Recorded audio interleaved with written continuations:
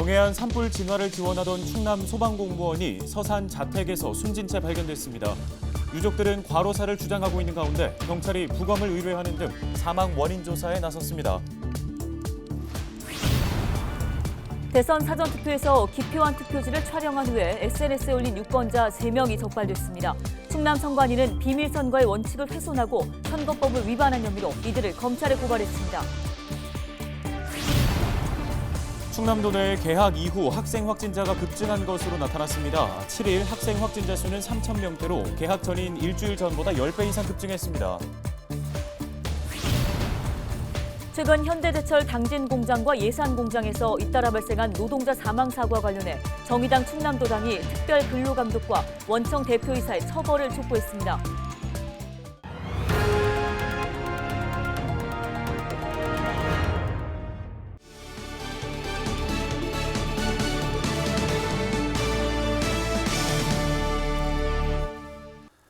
시청자 여러분 안녕하십니까? 헬로티비 뉴스입니다.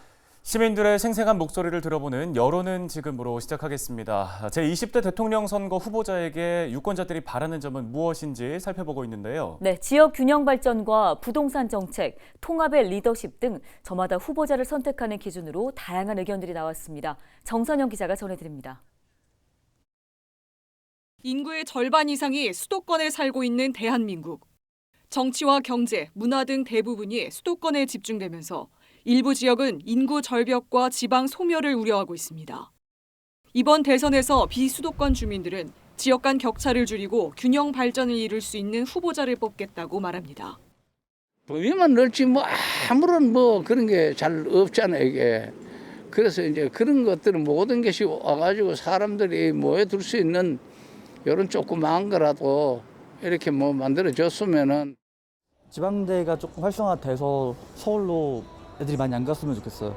지방이랑 서울 간의 격차가 심하니까 그 격차를 해소하려면 아무래도 인재들이 여기 있어야 이제 되겠죠. 지역의 균형적인 발전을 위해서 청년들을 위한 일자리나 그런 정책들을 추진해 주셨으면 좋겠습니다. 최근 천정부지로 치솟은 집값은 세대를 불문하고 가장 큰 고민입니다. 유권자들은 후보들이 경쟁적으로 내세우고 있는 부동산 공약을 꼼꼼하게 따지겠다고 강조합니다. 학생 같은 경우에는 나중에 집 살 때 좀 돈이 좀 많이 좀 들어갈 거 하고,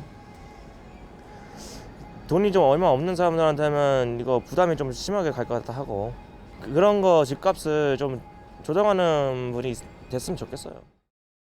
첫째는 부동산, 우리 애기도 아들이 지금 집이 없습니다. 집이 없어서 이리저리 지금 전세에 살고 있는데 집 구하기가 일단은 젊은 애들 부동산 문제의 첫째가 그게 제일 중요하다고 생각하고 있고요.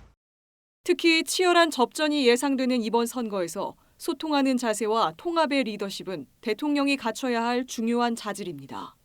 몇몇 사람이 결정을 해놓고 마치 이것이 국민들의 뜻인 양 이렇게 말씀하시는 이런 것들을 좀 지양하고 결국은 소통을 많이 하는 것 그리고 현장에 답이 있다는 것을 아는 것이 아주 중요할 것 같습니다. 정책 같은 걸 처리하는 데 있어서 여러 전문가들의 의견을 듣고 훨씬 좋은 방향으로 갈 수 있도록 독단적으로 뭔가를 막 해나가기보다는 서로 통합이 돼가지고 잘 우리나라를 이끌어주셨으면 좋겠습니다. 이번 대선의 사전투표율은 36.93%로 역대 최고치를 기록했습니다. 저마다의 바람을 담아 소중한 한 표를 행사한 유권자들. 사전투표의 뜨거운 열기가 본투표까지 이어질 수 있을지 주목됩니다. 헬로티비 뉴스 정선영입니다. 경북 울진과 강원 삼척의 대형 산불 진화를 지원하던 충남 소방공무원이 자택에서 숨진 채 발견됐습니다. 충남 소방본부는 본부 구조팀 소속인 48살 A씨가 지난 6일 오전 서산 자택에서 숨진 채 발견됐다고 밝혔습니다. A씨는 주말인 전날까지 닷새 동안 소방서 인력과 장비 등을 산불 현장으로 배치하거나 지원하는 업무를 마친 뒤였습니다. A씨가 소속된 부서는 업무량이 많아 직원 대부분이 한 달에 50시간 이상 초과 근무를 해온 것으로 알려졌습니다. 유족들은 A씨가 피로 누적에 따라 과로사했을 가능성이 큰 것으로 보고 있습니다. 경찰은 국립과학수사연구원에 A씨의 부검을 의뢰하고 정확한 사망 원인을 조사할 예정입니다.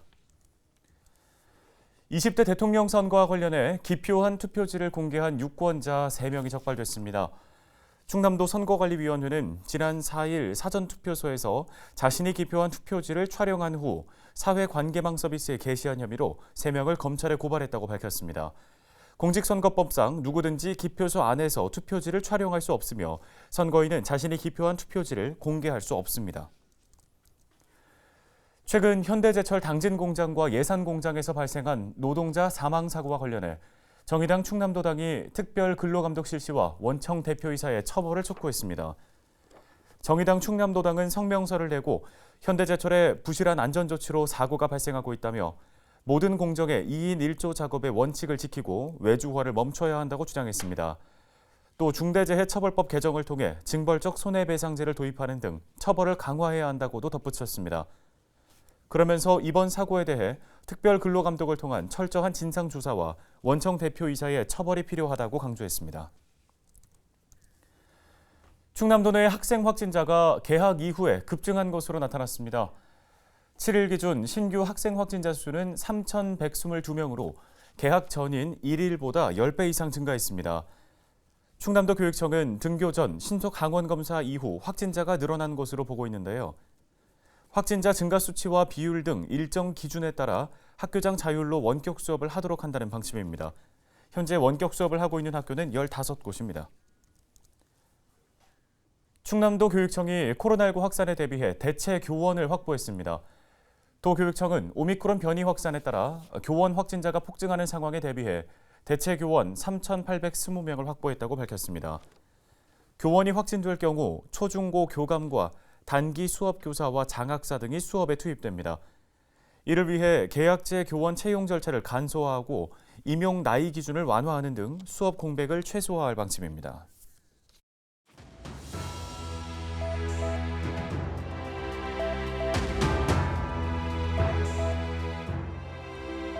코로나19 확진자가 닷새 연속으로 20만 명대를 기록하고 있습니다. 8일 0시 기준 신규 확진자는 20만 2,721명으로 집계됐는데요. 전날에 비해서 조금 줄었지만 여전히 20만 명대에서 벗어나지는 못하고 있습니다. 위중증 환자 수는 2달 만에 1,000명을 넘었습니다. 최근 한 달 동안의 추세를 좀 살펴볼까요? 거의 10배 수준으로 늘어난 걸 알 수 있습니다. 2월 초만 해도 2만 명 수준이었던 확진자 수가 보름 만에 10만 명까지 오르더니 최근에는 20만 명대까지로 폭증하고 있는 겁니다. 그렇다면 확진자 발생은 정점에 이른 걸까요? 질병관리청은 이달 중순쯤 최대 35만 명까지 치솟은 뒤에 감소세로 돌아설 것으로 예측했습니다. 감염 재생산 지수가 지난주에는 1.30으로 2주 전 1.46에 비해서 약간 감소하는 양상을 보이고 있고 아마도 1, 2주 후쯤이면은 감염 재생산 지수 1.0 전후를 보이면서 정점을 이루다가 3월 말부터는 이제 감소하는 양상으로 예상이 되고 있는데요. 하지만 안심은 금물입니다. 사회적 거리 두기의 급격한 완화나 접종률이 상대적으로 낮은 소아 청소년층에서 개학을 맞아 감염이 확산될 가능성도 높은 상황이다 보니 여전히 긴장의 끈을 놓아서는 안 되겠습니다. 데일리 브리핑이었습니다.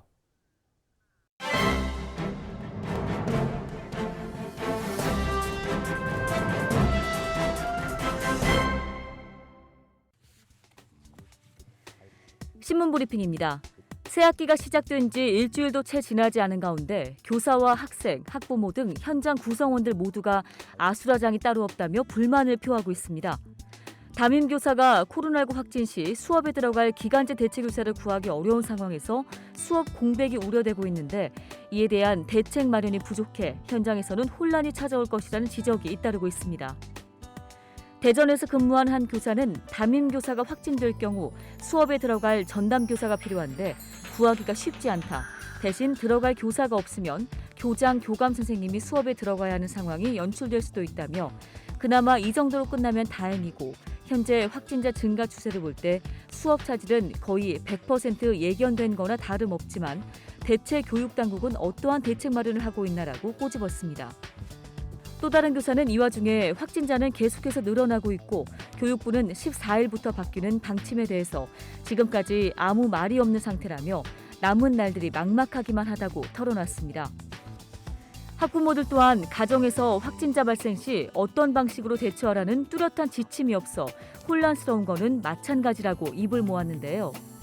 대전에 거주하고 있는 한 학부모는 아직까지 가정에서 확진자가 발생했을 때 어떻게 하라라는 지침서나 통신문이 따로 온 적이 없다며 아는 학부모에게 듣기로는 보건소에서는 신속 항원 검사 결과가 음성이면 등교가 가능하다고 하고 또 학교에서는 7일 격리 후 PCR 검사가 필요하다고 했더라며 이 같은 상황에서 헷갈리지 않고 교사에게 전화를 하지 않을 학부모가 어디 있겠냐며 차라리 교육당국에서 확실한 방안 딱 한 가지라도 정해줬으면 좋겠다고 불평을 토했습니다. 신문브리핑이었습니다.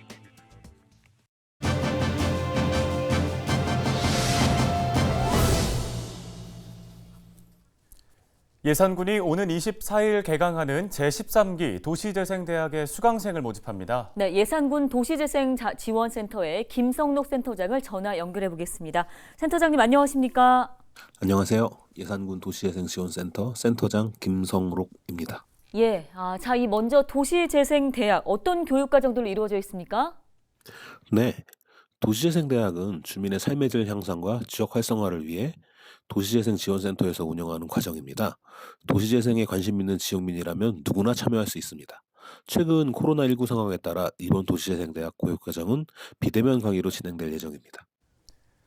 네, 구체적으로 어떤 것들을 배울 수 있는지 소개 부탁드립니다. 네, 이번 과정에서는 지역의 이해, 사회적 경제의 의미, 공동체와 갈등 관리 등 주민의 도시재생에 대한 이해도를 높이는 데 가장 큰 목적이 있습니다.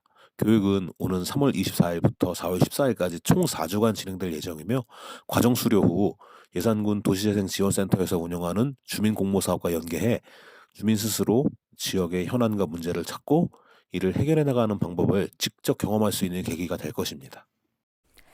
네, 그럼 수강을 원하시는 분들은 어떻게 참여할 수 있는지 방법 설명 부탁드립니다. 네, 제13기 예산군 도시재생대학은 오는 3월 18일까지 신청이 가능합니다. 예산군 도시재생지원센터 블로그에 게시된 신청 양식을 내려받고 작성하여 제출하시면 됩니다. 제출 방법은 방문 또는 이메일 모두 가능하며 자세한 사항은 예산군 도시재생지원센터로 문의 주시면 친절하게 설명드리겠습니다. 감사합니다. 네, 말씀 잘 들었습니다. 고맙습니다. 예산군 도시재생지원센터 김성록 센터장이었습니다.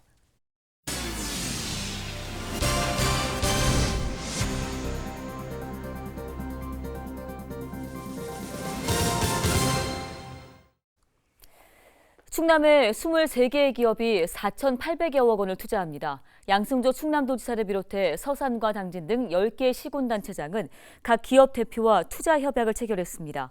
이에 따라 16개 기업은 충남에 공장을 신설하거나 증설하고 7개 기업은 공장 이전을 추진합니다. 신규 고용 인원은 1,270명입니다. 충남도는 이들 기업이 본격적으로 생산을 시작하게 되면 생산효과 8,297억 원, 부가가치 효과는 2,507억 원이 각각 발생할 것으로 예상하고 있습니다. AI 아나운서가 전해드리는 날씨 정보입니다. 며칠째 강원과 경북 등 지역 곳곳에서 산불 진화 작업이 이어지고 있는 가운데 날씨는 갈수록 건조해지고 있습니다. 강원 영동과 경상도를 중심으로 건조경보가 발효 중이고 서울과 경기 동부, 강원 영서, 충청과 전남 동부에는 건조주의보가 발효 중인데요.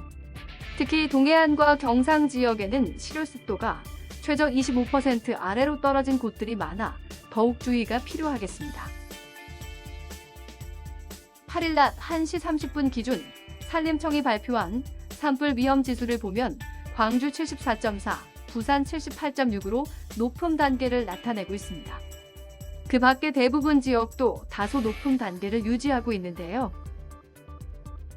한편 동해안은 서풍에서 동풍으로 바람의 방향이 급변하고 여전히 국지적으로 강한 바람이 부는 곳이 있겠습니다. 작은 불씨에도 불길이 확산될 위험이 있으니까요. 추가 화재가 발생하지 않도록 더욱 유의하셔야겠습니다. 지금까지 날씨 정보였습니다. 오늘 저희가 준비한 소식은 여기까지입니다. 네, 시청해주신 여러분 고맙습니다.